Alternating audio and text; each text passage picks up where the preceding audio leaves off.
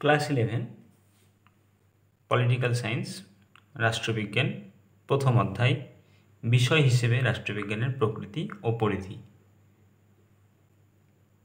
প্রথম অধ্যায়ের সাজেশন দেখে নাও, কোন কোন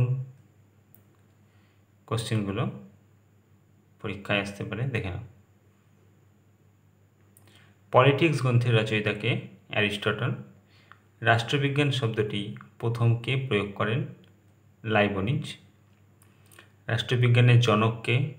অ্যারিস্টটল। দ্য রিপাবলিক গ্রন্থের লেখককে? প্লেটো। রাষ্ট্রবিজ্ঞানকে রাষ্ট্রের কারুশিল্প কে বলেছেন? ম্যাকেঞ্জি। কত খ্রিস্টাব্দে রাষ্ট্রবিজ্ঞান শব্দটির প্রথম প্রয়োগ ঘটে? 1701 খ্রিস্টাব্দে। রাষ্ট্রবিজ্ঞান হলো একটি ড্যাশ বিজ্ঞান, ড্যাশে হবে সামাজিক বিজ্ঞান। রাষ্ট্রবিজ্ঞানকে কোন বিজ্ঞান হিসেবে আখ্যা দেওয়া হয়? উত্তর, আবহাওয়াবিদ্যার মতো অসম্পূর্ণ বিজ্ঞান। নেক্সট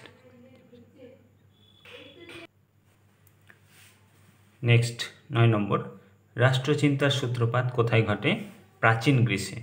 10 নম্বর, অ্যারিস্টটল কোন শতাব্দীর দার্শনিক ছিলেন? 4th শতাব্দীর। 11 নম্বর, কে উদারনীতিবাদী দৃষ্টিভঙ্গির আদি প্রবক্তা? লক। 12 নম্বর, দ্য পলিটিক্যাল সিস্টেম গ্রন্থের রচয়িতাকে? David Easton. 13 নম্বর, মানুষ রাজনৈতিক প্রাণী একথা কে বলেছেন? অ্যারিস্টটল। 14 নম্বর, শিকাগো গোষ্ঠী নামে কারা পরিচিত? উত্তর, হারবার্ট সাইমন ও গ্যাব্রিয়েল অ্যালমন্ড। রাষ্ট্রবিজ্ঞান কেবল রাষ্ট্রকে নিয়ে আলোচনা করে, এই অভিমত কাদের? উত্তর, সাবেকি রাষ্ট্রবিজ্ঞানীদের। 16 নম্বর, সমাজে যে কোনো বিরোধ ও তার নিষ্পত্তিই হলো রাজনীতি, এই অভিমতটি কার? উত্তর, অ্যালান বলের। নেক্সট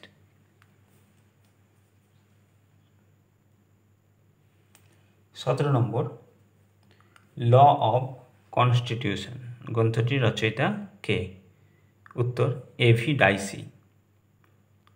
রাষ্ট্রীয় ক্ষমতাই হলো রাজনীতির সর্বাপেক্ষা গুরুত্বপূর্ণ আলোচ্য বিষয়, অভিমতটি কার? মার্ক্সবাদীদের। 19 নম্বর, উদারনীতিবাদী রাষ্ট্রচিন্তার আদি প্রবক্তা কে? লক। 20 নম্বর, রাষ্ট্রবিজ্ঞানকে একটি প্রগতিশীল বিজ্ঞান কে বলেছেন? Lord Bryce. 21 নম্বর, হিউম্যান নেচার ইন পলিটিক্স গ্রন্থটির লেখক কে? Graham Wallas. 22 নম্বর, হিতবাদী তত্ত্বের মূল কথা কি? উত্তর, সর্বাধিক সুখ। 24 নম্বর, সুসংবদ্ধ জ্ঞান কিভাবে লাভ করা যায়? পর্যবেক্ষণ, পরীক্ষণ ও অভিজ্ঞতার দ্বারা। 25 নম্বর, রাষ্ট্রবিজ্ঞানকে বিজ্ঞান বলা যায় না কেন? রাষ্ট্রবিজ্ঞানের আলোচনায় সর্বত্র পর্যবেক্ষণ ও পরীক্ষণ পদ্ধতি প্রয়োগ করা যায় না বলে। নম্বর তোমরা পরপর সাজিয়ে নেবে। নেক্সট 26 নম্বর, প্রাচীন গ্রিসে কোন ধরনের রাষ্ট্র ছিল? উত্তর, নগর রাষ্ট্র। 27 নম্বর, রাষ্ট্রবিজ্ঞানের বিকাশে নবজাগরণের সন্তান হিসেবে পরিচিত হলেন ম্যাকিয়াভেলি। 28 নম্বর, রাষ্ট্রবিজ্ঞান হল রাষ্ট্রের বিজ্ঞান উক্তিটি কার? ব্লুমসলি। অ্যারিস্টটলকে প্রথম রাজনীতিবিজ্ঞানী বলে চিহ্নিত করেছিলেন কে?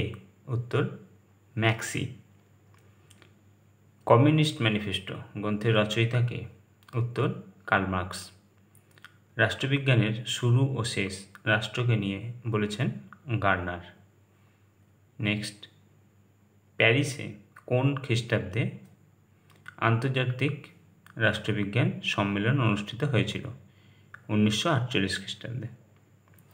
33 নম্বর শূন্যস্থান, ড্যাশ রাষ্ট্রবিজ্ঞানকে নীতিশাস্ত্রের প্রভাব থেকে মুক্ত করেন?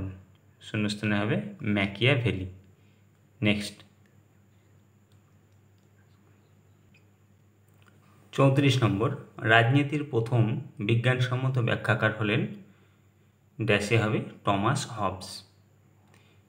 35 নম্বর ড্যাশ আইনগত সার্বভৌমিকতার জন্মদাতা টমাস হবস।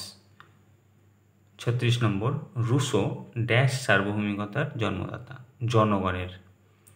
37 নম্বর ম্যাকিয়াভেলি রাষ্ট্রবিজ্ঞানকে ড্যাশ মুক্ত করেছেন নীতিশাস্ত্রের প্রভাব, শূন্যস্থানে হবে নীতিশাস্ত্রের প্রভাব।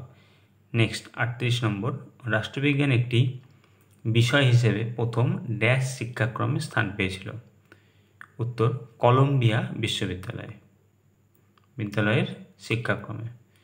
39 নম্বর রাষ্ট্রবিজ্ঞানকে বিজ্ঞান বলার পক্ষপাতী ড্যাশ অ্যারিস্টটল। এরপরে স্তম্ভ মেলাও। এ গ্রিক রাষ্ট্রবিজ্ঞানী, 3 নম্বর প্লেটো।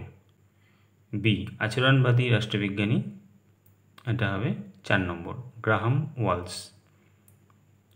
মার্ক্সবাদী রাষ্ট্রবিজ্ঞানী, এটা হবে 1 নম্বর মার্কস। আধুনিক রাষ্ট্রবিজ্ঞানী, এটা হবে 2 নম্বর বার্কার। নেক্সট